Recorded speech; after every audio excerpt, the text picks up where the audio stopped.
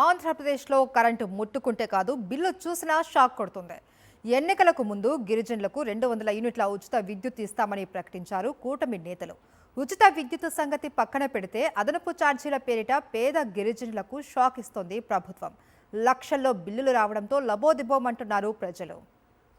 అనకాపల్లి జిల్లా రావికమతం మండలం డోలివానిపాలెంలోని గిరిజన కుటుంబాలకు 5,000 నుంచి మొదలు 1,60,000 వరకు కరెంటు బిల్లులు జారీ చేశారు అధికారులు.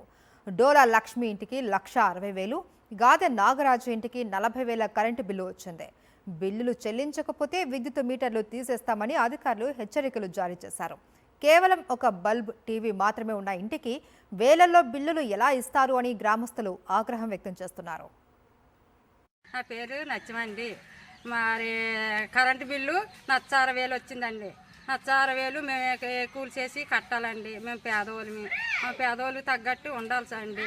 అది దానికి ఏదో న్యాయం చెయ్యండి సార్. అది కొండమ్మ, మా ఊరి పేరు డోలవానిపాలెం. ఇలాగ నాగరాజు మా ఆయన చచ్చిపోండి. నేను ఎలా కరెంటు బిల్లు కట్టుకోవాలా? 40,000 బిల్లు వచ్చింది. మరి ఎందుకు తెచ్చి కట్టుకోవాలా? మాకు న్యాయం చెయ్యాలండి. మరి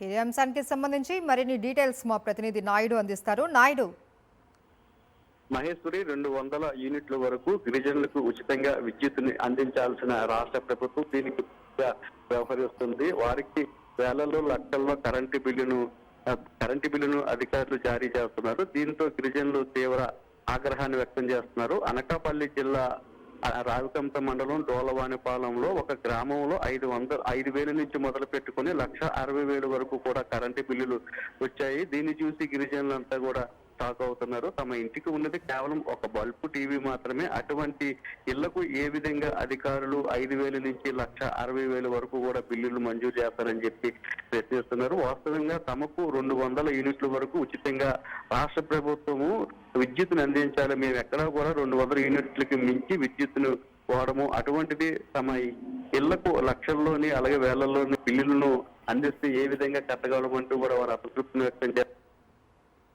మాత్రము మీకు అందించిన బిల్లుల ప్రకారము విద్యుత్ బిల్లులు కట్టకపోతే మరోవైపు మీటర్లు తొలగిస్తామని కూడా చెప్పి అధికారులు వారికి స్పష్టం చేయడంతో గిరిజనులంతా కూడా తీవ్ర ఆవేదన వ్యక్తం చేస్తున్నారు. ఇప్పటికైనా అధికారులు స్పందించి గతంలో ఏ విధంగా అయితే తమకు 200 యూనిట్ల వరకు విద్యుత్ ఉచితంగా అందించారు ఆ విధానం ప్రకారమే అందించాలో తప్పితే తమకు వేలల్లోని లక్షల్లోని విద్యుత్ బిల్లులను కట్టాలంటే మాత్రం తాము కట్టలేని పరిస్థితి కూడా